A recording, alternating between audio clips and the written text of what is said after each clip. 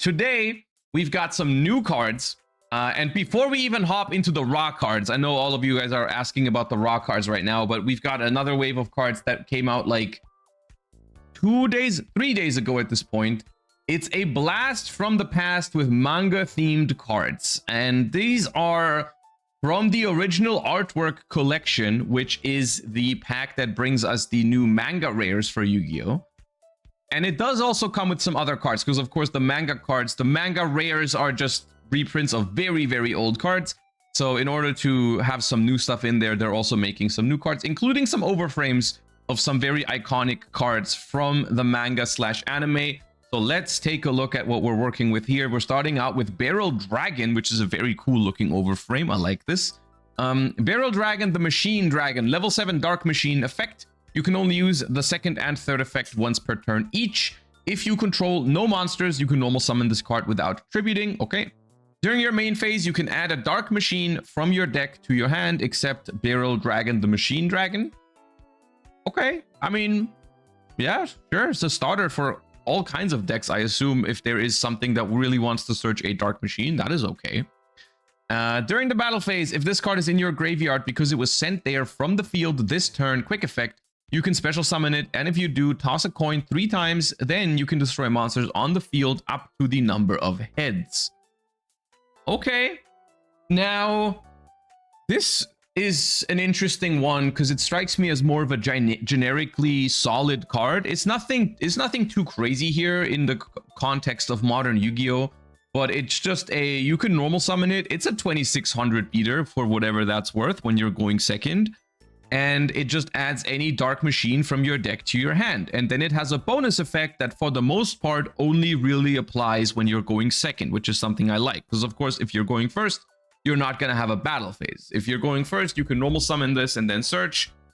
You could keep it around. You could not link it off or anything like that when you're going first. And if it's just on the field, it becomes a little bit difficult for your opponent to remove, because if they run over it, you can bring it back and then potentially destroy some of their monsters. So it creates like a little bit of tension on the board, right? Now, that is something that most decks would be able to play around, because it's something that only works in the battle phase. So the easiest answer is, well, you can banish it instead of sending it to the graveyard. You can, you know, return it to the deck or return it to the hand or something like that. There's ways to play around this kind of effect, but it's not bad. It's not a bad card at all. And I like that when you go second and you normal summon it and you search, and then later on it hits the graveyard, you can use it as kind of like a pseudo board breaker. Now, of course, it's tied to a little bit of luck here. You know, we've got the coin tosses in here as well, which is very on theme with the original card, of course. And sometimes you're gonna flip 3 heads and destroy your opponent's entire board, and sometimes you're gonna flip 0 heads. But realistically, with how it's gonna go, usually it's gonna give you 1 or 2 pops. That's just going to be like the average. So I think it's fine. In what deck would you use it, Orcust? I don't have a specific deck in mind right now. It does search a Dark Machine. So just because we've talked about it recently, I was thinking if it was good in Xenovaders to search Gizmek. I don't know if that's a thing though. I probably not. But there's a lot of decks that could potentially use it, because you guys are saying it searches Orcust cards as well, which is true. At the same time, I think Orcust is a deck that already really needs its normal summon, so you don't really want to spend or add more normal summons into the Orcust deck. I don't know, but it's just a card that is generically solid if there's ever a use case for it. You can search Vakaushi. Yeah, I guess you could do that. It's an RB starter, but not the best. Yeah, I don't have a concrete deck that I really want to put it into right now, but it's not a bad card. Now, this one I'm very excited to read, because I told you already, Relinquished is one of my favorite old school cards. So I was very excited to see it finally getting an overframe. Because with all the other archetypes or all the other iconic cards getting overframe after overframe, I was like, surely it's only going to be a matter of time until we get a Relinquished overframe, which is one of my favorite DM era cards. So let's take a look at Relinquished, the Wicked Eye of Illusion. Level 1 Dark Illusion Ritual effect. Also, it does kind of have like the Pepe Punch pose, right? It does kind of have, it does kind of give me these vibes. Right? It really does kind of do this. Yeah. You can ritual summon this card with Relinquish the Wicked Eye of Illusion. Okay, so it mentions itself as a way to ritual summon itself. So it doesn't have a corresponding ritual spell. You can only use this card's first and third effect once per turn each. You contribute 2 monsters, special summon this card from your hand. This is treated as a ritual summon. Your opponent takes any damage you would have taken from battles involving this card instead. During the main phase quick effect, you can target an effect monster your opponent controls, negate its effects, and if you do, equip it to this card as an equip spell that gives it 2000 attack. Okay. It's a little weird that it ritual summons itself, but I guess it does get around the, of course, requirement of having to even play a ritual spell with it. You can just play this card. And once again, similar to the Barrel Dragon, this card is not tied to any archetype, right? They're not turning Relinquished into a deck, which is something they could have done, because there's a couple of different Relinquished cards out there that could have, you know, been combined into an archetype potentially. It bothers me a little bit that it doesn't have battle protection as an illusion monster, because that would have made it a lot stronger. It seems like the cost is a little bit too high for me. Tributing 2 monsters is a very harsh cost. That is not easy to pull off. And at the end of the day, if you're going first, all you really get from this is one. This is a quick effect, so you do get a negate and then equip the card to it, which is neat. But you are attributing 2 monsters for that kind of effect, which I don't think is worth it. Yeah, it's rough. It's also, I mean, I think it's particularly bad going second as well, because how are you really going to play a card that requires you, when you're playing into a board, it requires you to establish 2 monsters, tribute those monsters, and then summon this. And then the payoff is, well, you out 1 monster immediately. Yeah, I don't know. It doesn't have the restriction that original Relinquished cards had of only being able to equip 1 card to it at any given moment, right? This can equip multiple cards to it. So when you, in theory, right, if you go second into a board, you're supposed to summon this guy, equip 1 monster, and now your attack is 2000, which is kind of whatever. But then on your opponent's turn, when they try to out it, you just equip another monster, and now your attack is 4000, which now that's a little bit harder to run over. Ultimately, though, as a fan of Relinquished, I think I would have liked this to be a better card. It looks like a Clown Crew card. I think the only real thing that this card has potentially going for it is the fact that it is a ritual monster, and as such can profit from some of the ritual support out there. For example, because you're mentioning Clown Crew, which is a deck that also has tribute synergies, this card can be searched with Preparation of Rites, for example, right? So in a deck like Clown Crew, where you play Preparation of Rites already, you could include 1 copy of this to search if you need it or something like that, right? Which is okay. Bianca Viso can summon on the opponent's turn. I don't think you can summon this with Bianca Viso, because Bianca Viso says perform a tribute summon. This is not a tribute summon. This is, if you summon it with its own effect. You cannot summon it with Bianca Viso, I'm pretty sure. It's not better than Thief. Oh no, absolutely not better than Thief. No, it's definitely not better than the Gallant Thief, especially when you're going second. It's not even close, because you have to tribute your own monsters. This is gold for Mitsurugi. I don't know. This is not that good for Mitsurugi, because Mitsurugi already has to establish 2 monsters on the field to tribute. This does not solve a problem for Mitsurugi. Mitsurugi does not have an issue if it gets that far, essentially. So I think ultimately I'm saying a lot of things right now, ultimately to just say I don't think this card is very good. I'm trying to find something good in it because I love Relinquished, but I don't think there is much here. I think this card is just not great. There might be niche scenarios for it where you can search it because it's a ritual or illusion or something like that, and maybe you can do something with that.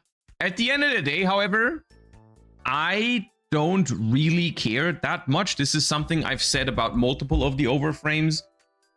The job of the Overframes in modern Yu-Gi-Oh, I think, is to make this game better for collectors, to give people something that just looks awesome.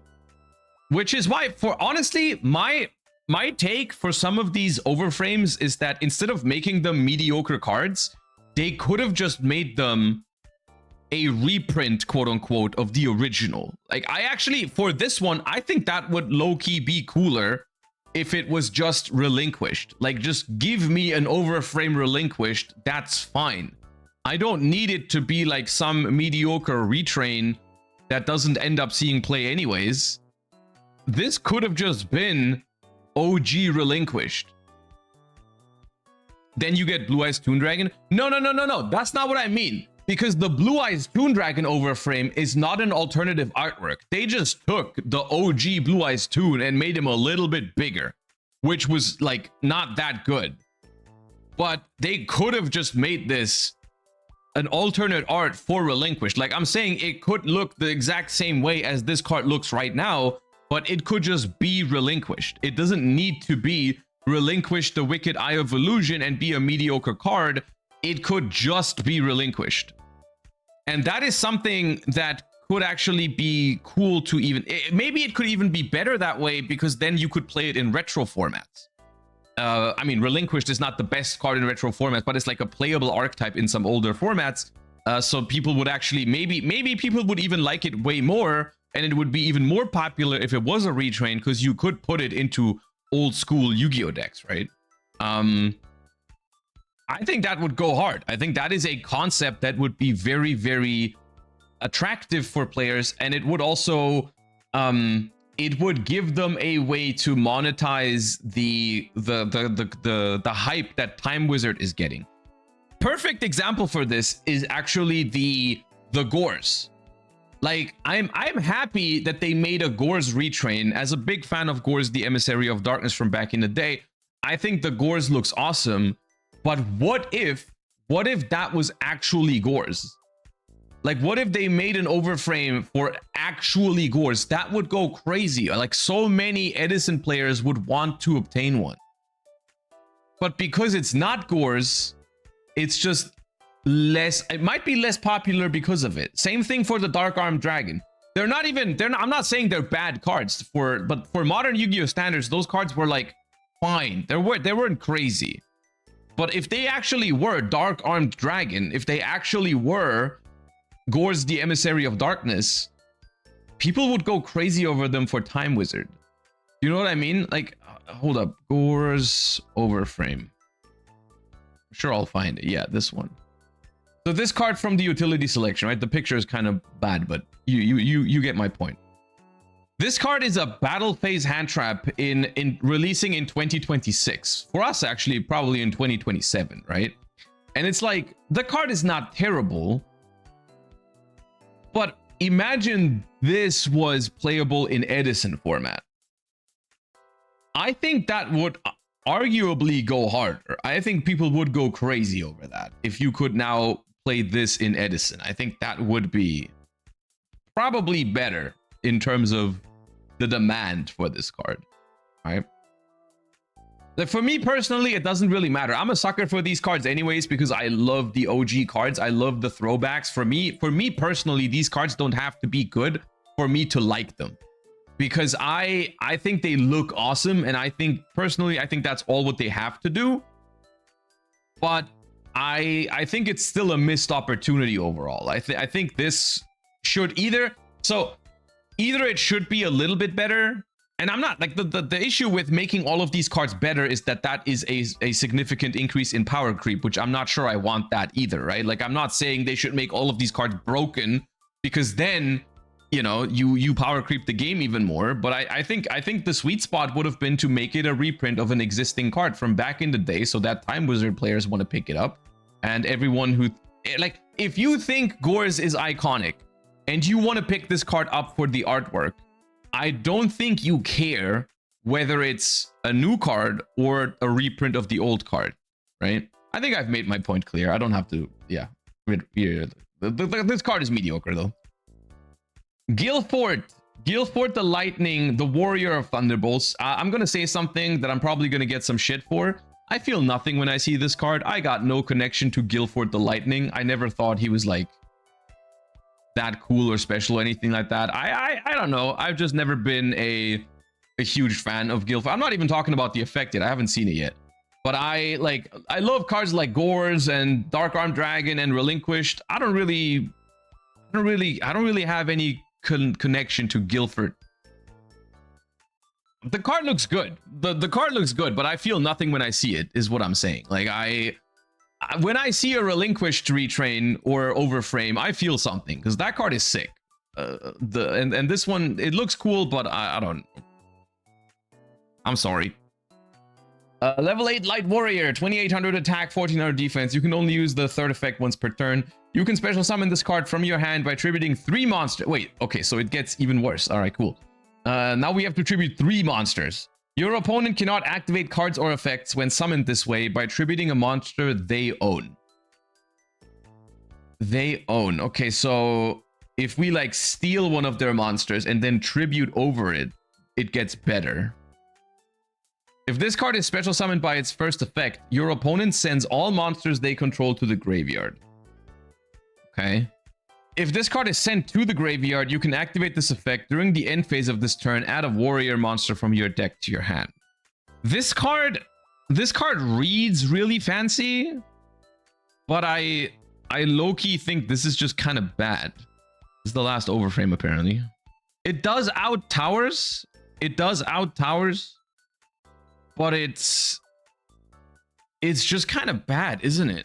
Like, here's the problem, right? Like, this is just a card that the way it's designed doesn't really make sense in the way that modern Yu-Gi-Oh works, because this is a board breaker, right? Everything about this screams board breaker, because it sends the flashy effect here is send all monsters the opponent controls to the graveyard.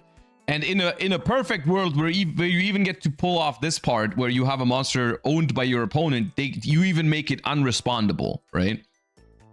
The issue is you just cannot make a board breaker that you have to hard draw, and it needs 3 tributes. The amount of work that goes into getting this off is just not happening in modern Yu-Gi-Oh! Because if you're like, essentially, it's never going to be good, because if your opponent's board allows you to assemble 3 monsters and then tribute them, your opponent's board cannot be that scary. Like, it cannot be worth breaking, quote unquote, because yeah, it's just win more. And then I read the third effect, and initially the third effect reminded me of Magnamut a little bit, but with some very key differences. Number 1, Magnamut, the end phase search of Magnamut going second is actually good, because you can pull it off on turn 0, so you get a search that's going to be immediately available to you when you go second. This card cannot be summoned or sent to the graveyard turn 0, unless by other cards, not by its own effect. So you will have to wait until way later to get your search. And also, the other difference to Magnamut is that Magnamut adds hand traps. There are cards that you can add for Magnamut. When you pull off Magnamut's search effect on your turn, you can search a card that has impact on your opponent's turn. Something like another Bestial or a Phantasme, most of the time thing. I don't know if there's much in that regard that you're going to play the Guilford with. You can add Izuna. Okay, yeah, sure. You could play this in a deck with Izuna, and then when you go first and send this to the graveyard, you can add an Izuna from your deck to your hand. That's not terrible. The issue is that the card itself does not trigger its own effect, if that makes sense, right? Like, Magnamut will do the work for you, right? Magnamut summons itself with its own ability, and then does the search. So Magnamud very easily translates to search another Bestial or search a starter when you're going second. This card doesn't do that. It requires another card to send it to the graveyard or something just to get the search. It's not worth all the work here. So yeah, this card, I'm not a big fan of it because the effect is not good. So it's not a good card. It's not going to see play in that way. So the only thing that's left is liking it because of the artwork and because I'm not personally that big of a fan of the Guilford archetype. I don't really care for it. But that's the thing. Other people might like it because they are big fans of Guilford. The thing is, like, liking Guilford the Lightning is a very subjective thing. Like, I don't care about it, but I'm sure some people do. And so the artwork might go hard for some people. You know, similar to how there might be some people who don't give a shit about Relinquished and who don't care about this card. I love this card, and someone else might love this card. And that's the beauty of Overframes, because they are just here to look pretty. Okay, Guilford the Lightning. Not a good card, though. And then we have Penalty Game Greed, the Illusion of Avarice. Normal trap card. You can only activate one card with this card's name per turn. If your opponent added a card from the deck to the hand this turn, except during the draw phase, inflict 400 damage to them for each card in their hand. Then if the total number of cards in their hand, field, and grave is 20 or more, you can banish their entire hand. Okay. Well, I mean, that's never gonna happen. Or, like, it could happen. It could happen, but at that point, they are probably not gonna have that many cards in hand anymore. Play into Maxi? Sure. Play into Maxi, but no. Guys, you realize that there's a card like Heavy Slump, right? That also barely ever sees play, and that is much easier to pull off. Revealing this card the day after Raise Moon is BM. I mean, it's not even that good against Raise Moon, though, right? Because Raise Moon, like, they summon one card and then draw one. They never, like, accumulate that many cards in hand. They just keep a hand size that is somewhat consistent. No, I think actually it's funny because this card is only good in one specific deck, which is not even a good deck, but like in Chainburn it might be interesting because the 400 damage for each card in their hand, like if you set this and your opponent searches like one of the first things in the game, the fact that they take like 2000 damage or 2400 damage is actually not bad for the sake of like Chainburn. But it's still, that doesn't make it a good card overall, right? So, no. Zombira. Okay. This one is funny to me because usually the way that retrains work is that they take the name of the original card and they add more to it, right? Like Relinquished was the original card and now it's Relinquished, the Wicked Eye of Illusion is the retrain. And to me, this is funny because now Zombira was the original card, but Zombira the Dark was the OG from over 20 years ago. And now we actually make it shorter as the retrain is now just Zombira. I don't know. It's just something I noticed where usually it's the other way around. It's kind of funny. Level 4 Dark Warrior, 2100 attack. When this card declares an attack, lose 500 life points. And if you do, gain 500 attack. When a monster is destroyed by battle, you can equip this card from your grave to the monster that destroyed that monster. Then you can destroy the one monster your opponent controls with the highest attack. The equipped monster's name becomes Zombira. Also, its effects are negated. When the equipped monster declares an attack, its controller loses 500, and if they do, they gain 500. This card goes hard in GOAT. This card does go hard in GOAT format. And I think any format after GOAT, it probably wouldn't see play anymore because it's not good enough. I don't know. So far, I feel like these are just meant to be anime-related cards. These are not meant to be good, I feel like. I don't want to spend too much time on these because this is clearly not designed to see play. Like, we could try really hard to find a use for this card, but realistically, this is just not good. Right? I would play this in Edison. Yeah, okay. Yeah, maybe GOAT was too harsh. Maybe a couple of years after GOAT, it would have still been good. I think starting with like 2011, it would have very quickly fallen off though. Yeah. Evil Dragon cards. Earth Dragon, level 4 Dragon. Cannot be normal summoned or set. Must first be special summoned from your hand by revealing 3 Earths in your hand, including this card. You can only use the first and second effect of this card's name once per turn. You can reveal this card in your hand, add a dragon card. Add a dragon card from your deck to your hand, then discard a card. When your opponent activates a monster effect on the field, quick effect, you can negate that effect. Then, if a water monster is on the field, this card cannot be destroyed by battle or card effects this turn. Now, this is the type of card that if this was an actually good archetype, which I don't know if it's going to be, but if this was an actually good archetype, this would not be a bad card. Right? Reveal in hand, add 1, then this card can be an extender and can negate monster effects on the field. Like, this is not a bad card, but it would need to be a card in an archetype that is actually good, which I don't know how many of these we have. So let's continue. Evil Dragon cards, Metal Dragon. Level 5 Light Dragon, 2100 attack, 1500 defense, can't be normal summon or set, must be special from your hand by revealing 3 light monsters in your hand, including this card.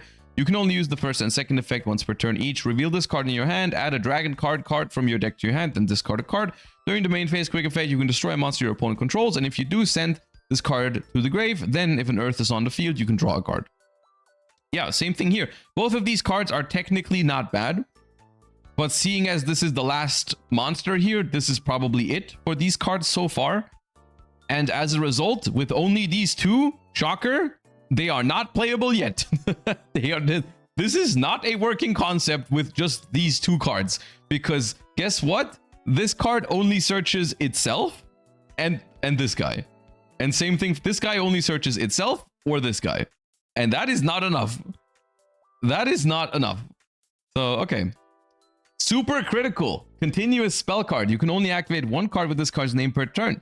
When this card resolves, you can add a card with an effect that requires a die roll from your deck to your hand. Okay. Is there any meta-relevant die roll cards? It can search Snipe Hunter. Add Morphtronic Telephone. Right. Once per chain, per player, if either player rolls a 1 from a card effect, they can activate one of these effects. Destroy up to 3 monsters the opponent controls. Destroy a monster that the opponent controls, and if they do, negate the effects of 1 monster the opponent controls, or special a monster from the grave. Now, this, in theory, is a very funny but also good card for a deck that relies on dice rolls, which I don't know if there is one that is going to really benefit from this, but in theory, just because the way that these kind of cards work is the card is already worth playing after the first effect. Everything else is just bonus. So in theory, if you have a good target for this, right, just activate this, search 1, and then the other thing is just bonus. If this ever happens, because you're playing a die roll deck, you just get to randomly pop 3 monsters the opponent controls. Easy clap, right? But I mean, of course, I can't think of any deck that would actually like be meta relevant where you would play this card, but maybe there is one eventually. The new Joey deck can play this to search the graceful skull dice. Yeah, if that's good, I don't know. Second effect is not once per turn. Yeah, but it's, I mean, it's once per 6 dice rolls on average, right? Is what it is. That's the limitation here. So you have to roll a lot of dice to pull this off multiple times. So I guess that's fine. It would be a very fun way to quote unquote balance out your luck in a deck. Like I'm trying to imagine a deck in which you're trying to roll dice and like the bad result for you is a 1 usually, right? And then you play this card, and so it helps you mitigate the outcome of when you roll that 1, right? It's like, well, I'm trying to roll not a 1, but if I get like Snipe Hunter, for example, which is a very old card that obviously isn't good anymore, but in theory, it's like, okay, I try to destroy your card. I'm trying to roll everything but 1 or 6. This improves your odds a lot, because if you happen to hit that 1 and you miss with Snipe Hunter, now you get this effect, right? So, you know what I mean? Or Sixth Sense. Yeah, Sixth Sense.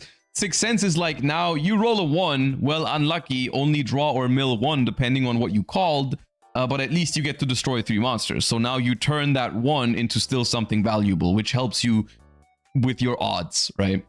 But I mean, we're spending too much time on these.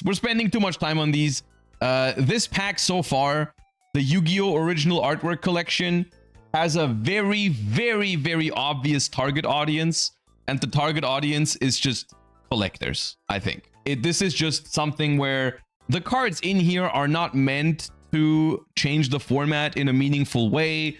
They're not meant to be super powerful cards. This is just basically something that is targeted at collectors, people who are fans of the original anime and stuff like that, which to me just begs the question of why didn't we just make these be retrains like I mentioned earlier? Like these, I think these should have just been an alternative artwork of the original card. They shouldn't have been a new card, is how I personally feel about it. Like this should have just been relinquished. This should have just been Guilford the Lightning, and so on and so forth, right?